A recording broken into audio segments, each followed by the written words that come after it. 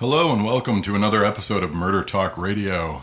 I am Parker Evans. And I'm Victoria Evans. And not only is this another episode of Murder Talk Radio, but this is actually our 10th episode. Yay. So sort of a little anniversary, I guess, for us. How's it feel having done 10 of these now? It feels good. I'm excited to be at 100. Probably will be before we know it. It's going to take a minute to get to 100, I think, but I think we could do it. All right, so you ready to get into this one? Yep. All right, today on Murder Talk Radio, we are talking about the Cheshire home invasion murders. These happened on the evening of Sunday, July 22nd, 2007, in Cheshire, Connecticut. 48-year-old Jennifer Hawk Petit and her youngest daughter, 11-year-old Michaela, went to a local Stop and Shop grocery store to pick up dinner because 11-year-old Michaela wanted to cook for her family that night. And you know, just before we get into this, of the crimes that we've written about, this is kind of the most personal for me because I'm from Connecticut and New Englanders have a very strong regional identity, and I remember when this happened, this affected me very deeply. So, yeah. At the store, Komisarjevsky noticed them and followed them home.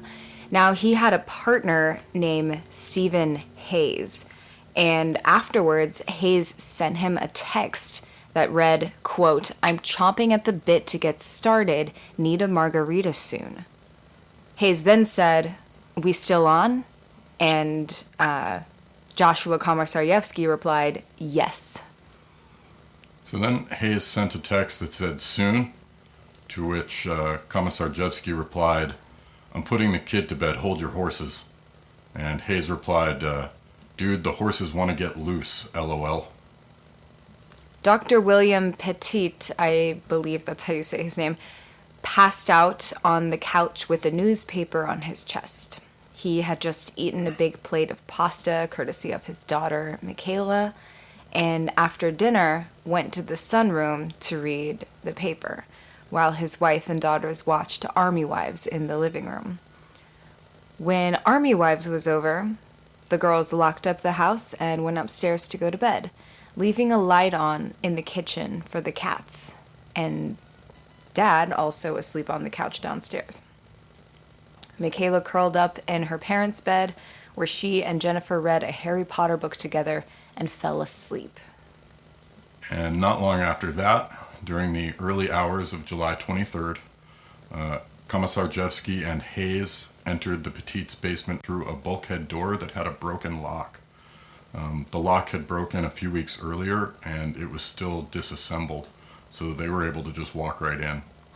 And Komisarjevsky picked up a baseball bat that he found leaning on the basement stairs, and when he and Hayes found William Petit asleep on the couch in the sunroom, he used the bat to hit him on the head 4 or 5 times, according to his confession.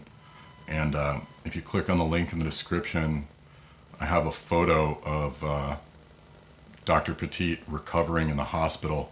It was submitted as evidence in the trial, and you can see he has a gash that runs all the way from his eyebrow to the crown of his hair from being hit with this baseball bat. It is a nasty looking wound. It is bad. It's amazing that he survived this. It really is. Komisarjevsky and Hayes bound William's wrists and ankles with plastic zip ties and rope, then bound the children and their mother in their respective bedrooms, tying them by their wrists and ankles to the bedposts and putting pillowcases over their heads. After restraining the family, Komisarjevsky and Hayes ransacked the house looking for cash. They took a break to move William to the basement, where they tied him to a support pole just before resuming their search of the house. After finding a checkbook with $30,000 registered in it, they hatched a plot to steal $15,000 of it. And here's a quote from the testimony of Dr. William Petit. He said, I remember I awoke in a daze, thinking or feeling, ow, ow, ow. Something warm was running down the front of my face. I saw two people standing in front of the sofa. The person who was walking said, if he moves, put 2 bullets in him. Nearby gas station surveillance video from this same period of time shows Hayes purchasing $10 worth of gasoline in 2 gas cans that were stolen from the Petit home, which prosecutors later used as evidence that the murders were premeditated. And returning to the house, Hayes took Jennifer Hawk Petit to the bank and forced her to withdraw the $15,000 that they wanted to steal. Bank surveillance cameras captured this transaction. There's a picture of that in the article if you want to see it. Hawk Petit managed to inform the bank teller that 2 men were holding her family hostage and threatening to kill them all. And the bank manager called 911 and reported the situation to police while Hawk Petit was still with the teller. So she's still in the bank and police are notified. In court, public defender Thomas Ullman asked Cheshire Police Captain Robert Vignola why it took police 33 minutes from the 911 call to determine if anyone was in distress inside the house. That's crazy. That's a long time. That's a long, long time. Captain Vignola said... Thanks, Vignola. Vignola said that they followed standard hostage procedure by setting up a perimeter, not going in until the suspects fled, admitting that no attempt was made to rescue or even contact the family. The defense asked him in court, no phone call was made from the police officer to the home? And then he responded, that's correct. So while police maintained their safe distance, Komisarjevsky was sexually assaulting and possibly raping 11-year-old Michaela. He confessed to this when he was interrogated, and further evidence that he raped Michaela was found during her autopsy when the state medical examiner found his semen in her body. That's a direct quote from the medical examiner's report. And he also had photographic evidence on his cell phone of the sexual assault that he committed on 11-year-old Michaela. He claimed during his interrogation that he believed she was between 14 and 16 when he cut her clothes off of her, performed oral sex on her, and then ejaculated on her stomach before snapping a dick pic with her belly button. Ugh, it's so gross.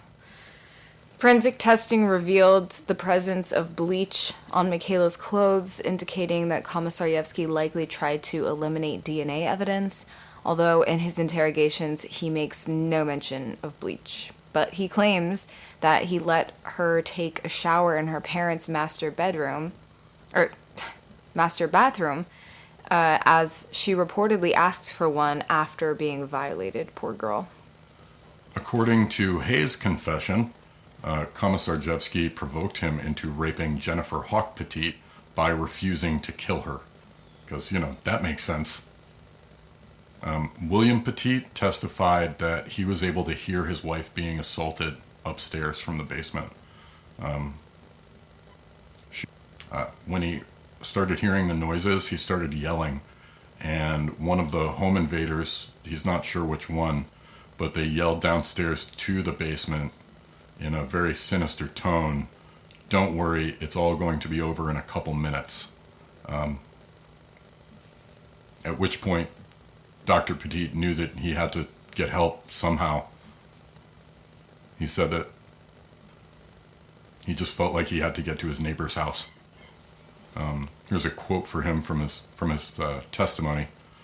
He said, "I felt a major jolt of adrenaline and thought it's now or never. In my mind at that moment, I thought they were going to shoot all of us." He managed to free his hands by standing up and squatting down over and over again until the plastic zip ties came apart, at which point he was able to untie the clothesline around his waist. He wasn't able to free his ankles, which were bound but not bound to the pole, so he dragged himself to the stairs that led to the bulkhead door, and he pushed himself up the stairs using his arms.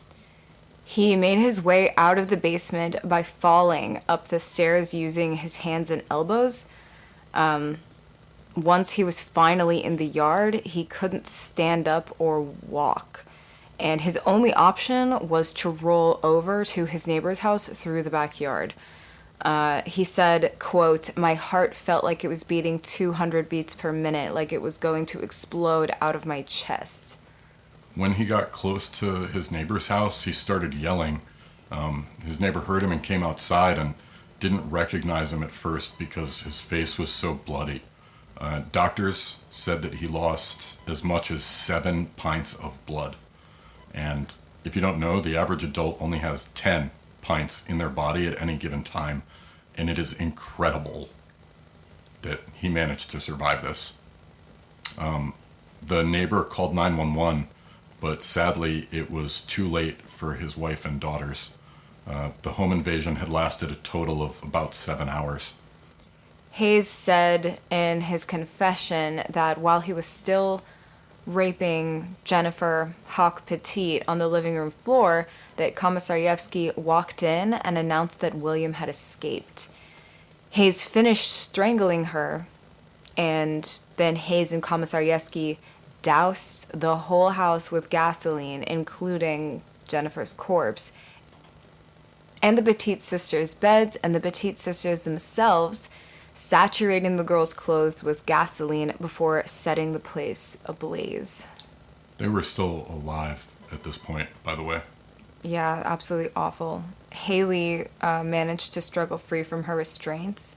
She ran out of the bedroom and into the upstairs hallway, where she collapsed at the top of the staircase. She was found with 3rd and 4th degree burns on her feet, but the medical examiner who performed the autopsy was not able to determine if the burns occurred before or after her death. Judging by how their beds look, my suspicion would be that it happened before. Michaela's body was found in her bedroom, still on her bed, her hands still tied to the bedpost. Her lower body was hanging off the mattress, and like Haley, her burns may have occurred while she was still alive. The medical examiner determined that both Petit sisters, Haley and Michaela, died of smoke inhalation. After setting fire to the living teenagers and their mother's corpse, Hayes and Komisarjevsky fled in the Petit family car, which they more or less immediately crashed into a police car. And we have a picture of one of them having been pulled from the car with a police officer standing over him. He had been dragged out of the car and he was lying face down on the pavement. Both Hayes and Komisarjevsky confessed to the murders, with each assailant claiming that the other was the mastermind behind the home invasion. Detectives testified that Hayes in particular smelled like gasoline during his interrogation. Komisarjevsky also blamed William Petit himself for the murders, writing in a diary that was entered into evidence at his trial that William was a coward who could have saved Jennifer, Haley, and Michaela, quote, if he wanted to. Wow. Insane. If you guys look at the article and you see that photo of him lying in the hospital bed with that wound to his head, having lost 7 out of 10 pints of blood, beyond the fact that it's an insane statement regardless, it's particularly an insane statement. It is an insane statement. William was the only survivor of the home invasion. He was an endocrinologist in Plainville, where he grew up working the register in his parents' general store. He was also medical director of the Joslin Diabetes Center at Connecticut's Central Hospital. At Plainville High School, where he graduated in 1974, each senior was allowed to include a quote with their photo in the yearbook. And teenage William Petit wrote, "I never quit and I never lose, and when the going gets tough, I get going." William has not returned to his medical practice since the murders. Instead, choosing to remain active full-time and honoring the memory of his family. He has established the Petit Family Foundation, along with the Haley's Hope and Michaela's Miracle Multiple Sclerosis Memorial Fund. Haley had been a fundraiser for multiple sclerosis research after her mother was diagnosed with the disease, and she captained a Walk MS team that was called Haley's Hope. And after Haley left for college, Michaela was planning on taking over and renaming it Michaela's Miracle. Haley had just graduated from Miss Porter's School, where she played varsity cross country, basketball, and crew, and was also an honor roll student. And while at Miss Porter's, she also won an award for exceptional community service. She was scheduled to attend Dartmouth College, where she planned to study medicine like her father had. Michaela attended the Chase Collegiate School, and she often enjoyed cooking for her family, as she had that evening before the murders. Jennifer Hawk Petit was a nurse and co-director of the health center at Cheshire Academy, which was a private boarding school in Cheshire. Cheshire, sorry. She met her husband, Dr. Petit, at the Children's Hospital of Pittsburgh in 1985, where she was an oncology nurse and he was a third-year medical student at the University of Pittsburgh. And they married that same year, 1985. Soon after the... man, this is always so hard for me, this story. This was hard to write. Soon after the murders, William's brother-in-law, Dennis Chapman, and some friends went over to the Petit house, what was left of it, and they took out the 4 o'clocks, which were Michaela's favorite flowers, which she had helped her dad plant in the backyard. And they also took a Japanese maple tree that Haley had planted next to the driveway, where she and her dad would play basketball. The Japanese maple, the 4 clocks, every important plant from the previous life was carefully transported to William's parents' house, where he lived after the murders, working tirelessly to protect the memory of his family. Now seeds from Michaela's flowers are sold to benefit the Petit Family Foundation. Michaela Petit's 4 o'clocks were named the State of Connecticut Children's Flower on June 19th, 2015. There's a link in the article to the Petit Family Foundation where you could buy these seeds if you want. The 4 o'clock plants for Michaela's garden project are grown by I don't know how that's pronounced. Jeremiah? Yeah. Garemia, maybe? Farms, agri-science schools, and an urban farming organization based in New Britain called New Britain Roots, which allows students to gain knowledge and skills growing the plants. And the student-grown flowers, which are the official children's flower of Connecticut, are available in limited quantities every spring. Michaela's gardens can be found throughout Connecticut to honor Michaela, create awareness of the Petit Family Foundation, and to motivate positive changes in the world. This is a quote from her father. Michaela, right before she died, she had just finished 5th grade and she learned a lot about Gandhi.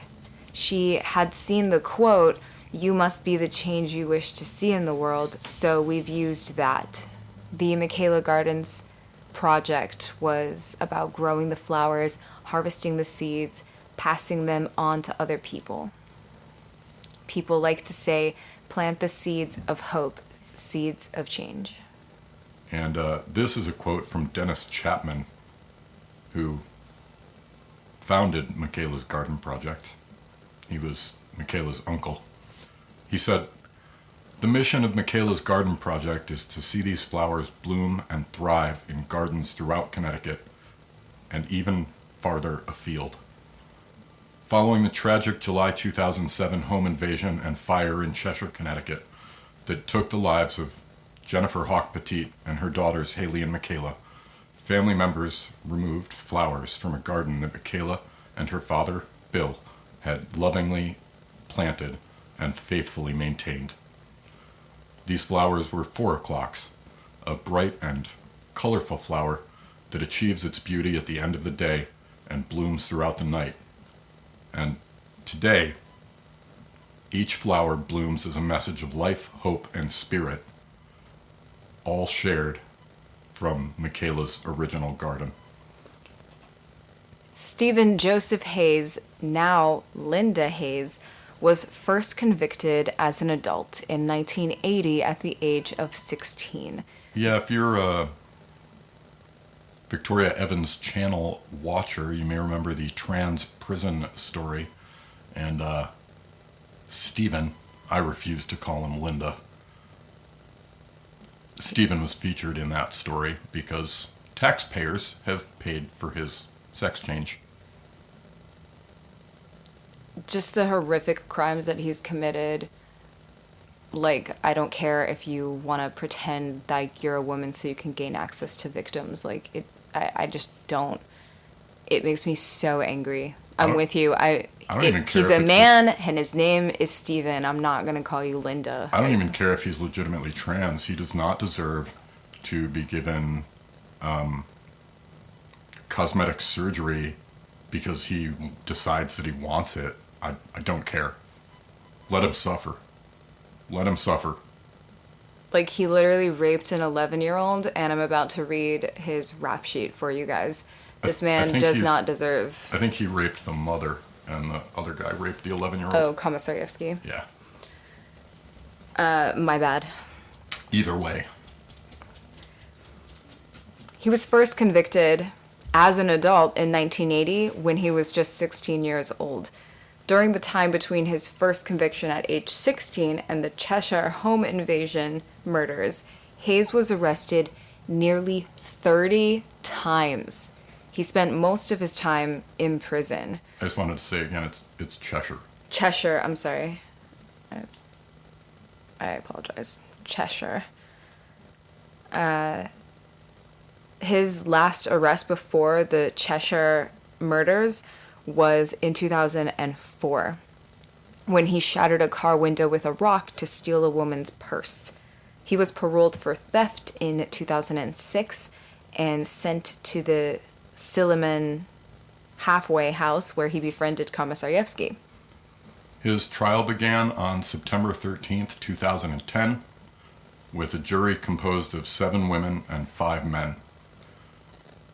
His defense attorneys argued that his partner was the mastermind and that he was responsible for escalating the violence at every critical point, not their client. Prosecutors argued that both perpetrators shared responsibility for the whole crime. The jury deliberated for 5 hours and declared him guilty of all charges. That was on October 5th. Dr. William Petit told the court during the sentencing that he had seriously considered suicide many times after the murders of his wife, who he called his best friend, and their daughters.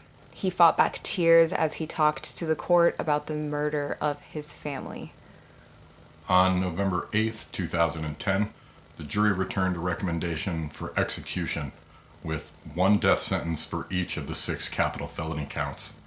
His death sentence became a life sentence in August 2015 when the Connecticut Supreme Court abolished capital punishment in the state altogether, overturning the will of voters and the jury. Completely messed up. Stephen Hayes... As a former citizen of Connecticut, I was deeply offended by the Supreme Court ruling. Yeah, that stuff really makes me mad. I'm not even from there. I just think the death penalty should be...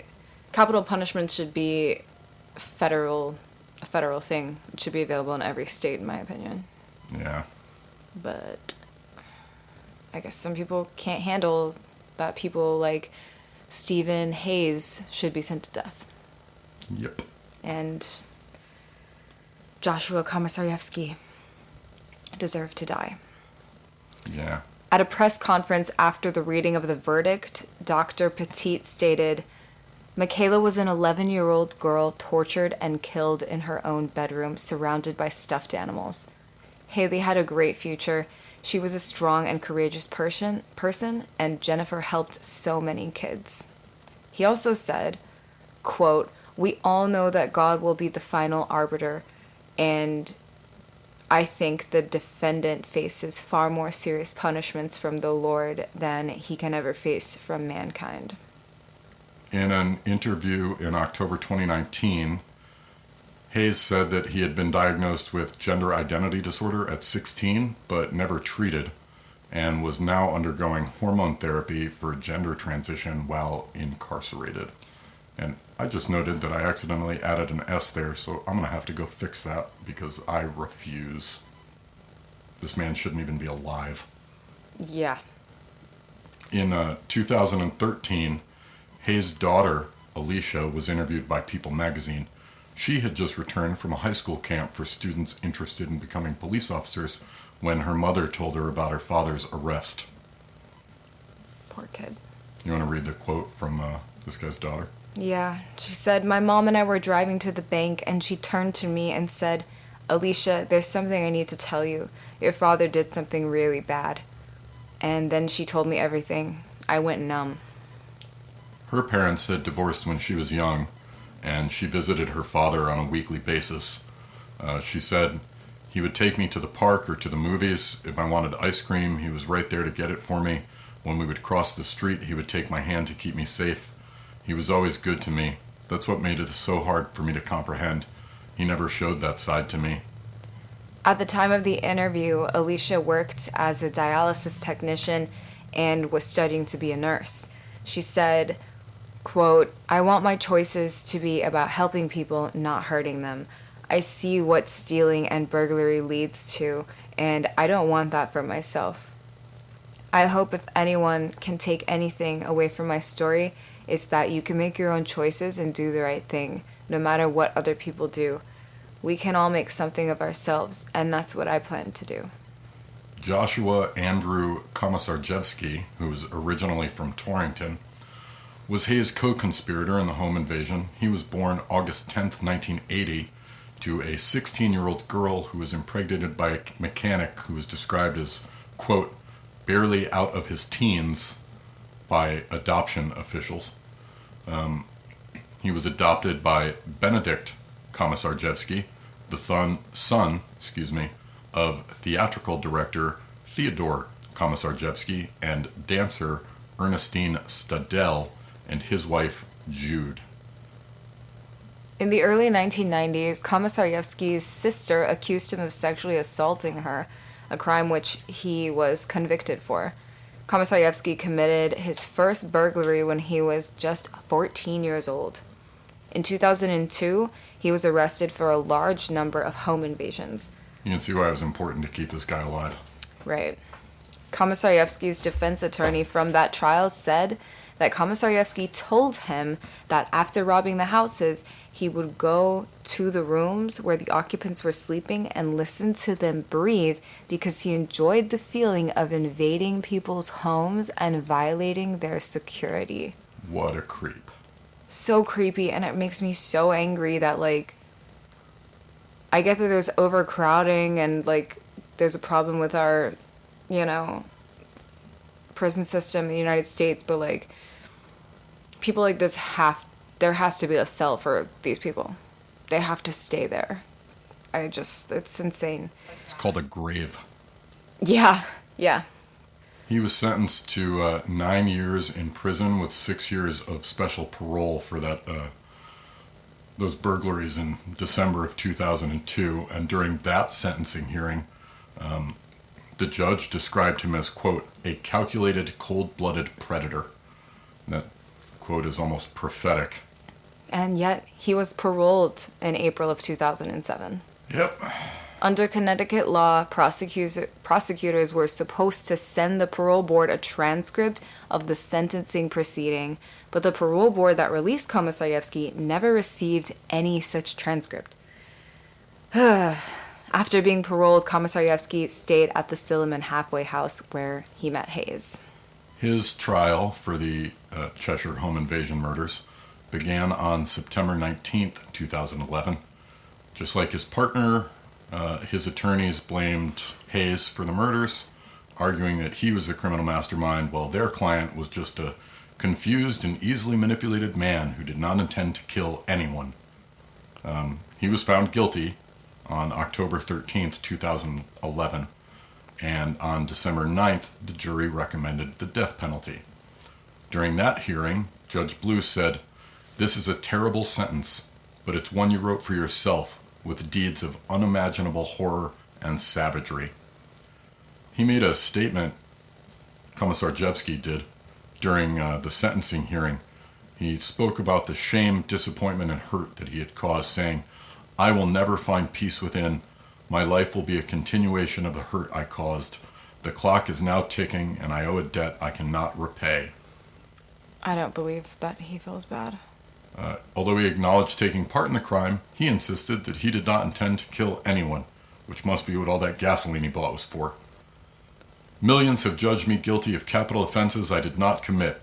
I did not intend for those women to die. They were never supposed to lose their lives." Not even the one he strangled to death, I guess. "I don't need 12 people to tell me what I'm guilty or not guilty of." In fact, you did. "None of them were there that morning. I know my responsibilities. I will bear them as I should. What I cannot do is claim responsibility for the actions of another." Okay. During his victim impact statement, Dr. Petit described the crime as his personal Holocaust and said, quote, "I have a difficult time sleeping and trusting anymore. I hope to continue to honor my family. I push forward in the hope that good will overcome evil." We have a picture of him standing on the courthouse steps just after the sentencing, and you can see the pain and anguish that he's in is just painted all over his face. As with Hayes, Komisarjevsky's death sentence was commuted to a life sentence in August 2015 when the Connecticut Supreme Court declared capital punishment unconstitutional. Okay. As of August 16th, 2016, both of them were transferred to separate prison facilities in Pennsylvania to serve out their sentences. According to Connecticut state prison officials, the transfer was done as part of an interstate corrections compact due to what they called safety and security. I mentioned at the beginning of this that New Englanders have a strong regional identity, and it does not surprise me that they had to be transferred out of the region to prevent them from being murdered. After the sentencing for the Petit murders and up until August 16th, 2016, they were incarcerated at the Northern Correctional Institution, which housed the state's death row for men in Somers, Connecticut. On August 18th, after being transferred, Komisarjevsky attempted to commit suicide by hanging himself, but he failed.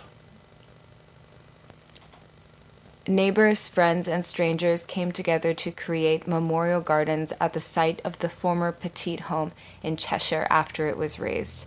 But Dr. Petit has never seen it, which, is understandable. Yeah, I would never want to come even close to that neighborhood again. Right. On December 9th, 2010, Dr. Petit appeared on the Oprah Winfrey Show, and Oprah asked him if he'd ever feel happiness again. And he said that, I'll just read you his direct quote. He said, "I'm not convinced. A lot of people tell me yes." He later said that you don't get over it, but you develop scar tissue.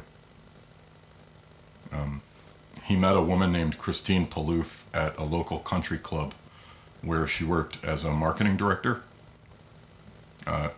She offered to volunteer her photography services to the Petit Family Foundation in 2008. They began dating in 2011 and got engaged that New Year's Eve. On August 5th, 2012, Petit married Christine and moved to Farmington, Connecticut to start their life together. Our family needed this to help us heal, says Cindy Hawk Wren, Jennifer's sister, who attended the wedding and reception with her husband and children. Making sure that he is going to move forward and have love in his life and have some joy is something that makes us feel better. It's like a piece of our healing. We all really like Christine. On August 1st, 2013, Petit told local news station WFSB Channel 3 that he and his new wife were expecting a child together. William Petit III was born on November 28th, 2013. In May of 2016, Dr. Petit announced a bid for Connecticut's House of Representatives. He had previously been approached in 2013 by the National Republican Election Committee, and he was elected. He ousted an 11-term incumbent, Democratic Rep. Betty Bucas, and he served as representative in the 22nd District of the Connecticut House of Representatives from, I believe, 2016 until January of 2023. Here's a quote from him.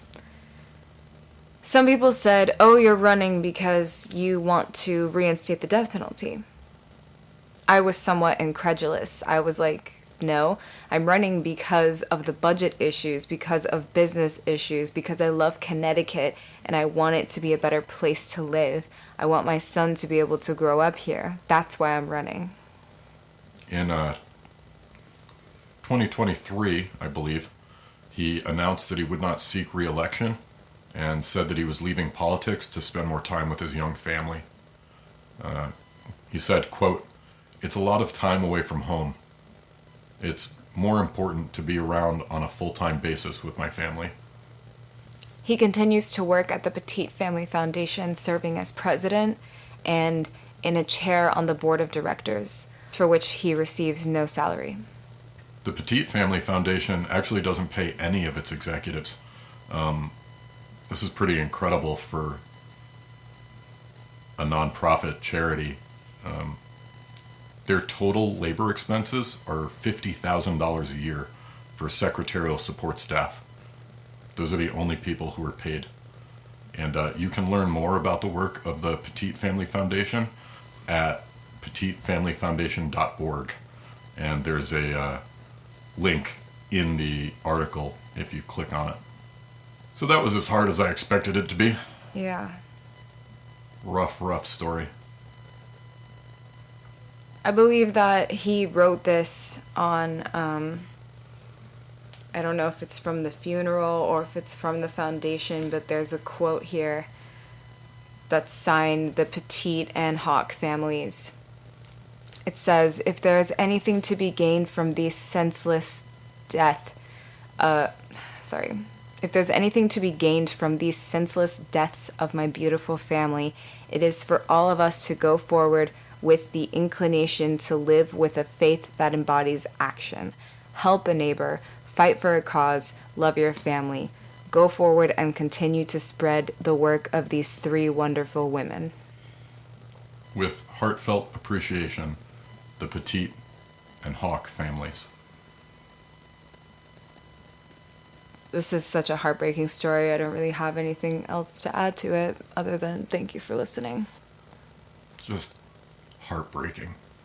Yeah, awful, it is. Awful story. I hope one day that I get to read that those two were killed in prison. Oh, me too. It is a travesty of justice that they were not executed. It is. And the stuff with Stephen Hayes pretending to be a woman so he can gain access to female facilities pisses me off more than I can express. You know, this isn't included in the article, but the state legislature, prior to that Supreme Court ruling, the state legislature themselves passed a law that outlawed capital punishment in the state of Connecticut. And when they did so, they included a specific carve-out so that these two could still be put to death. And that's what that Supreme Court case was about. It was about whether or not that carve-out was legal. And so, in addition to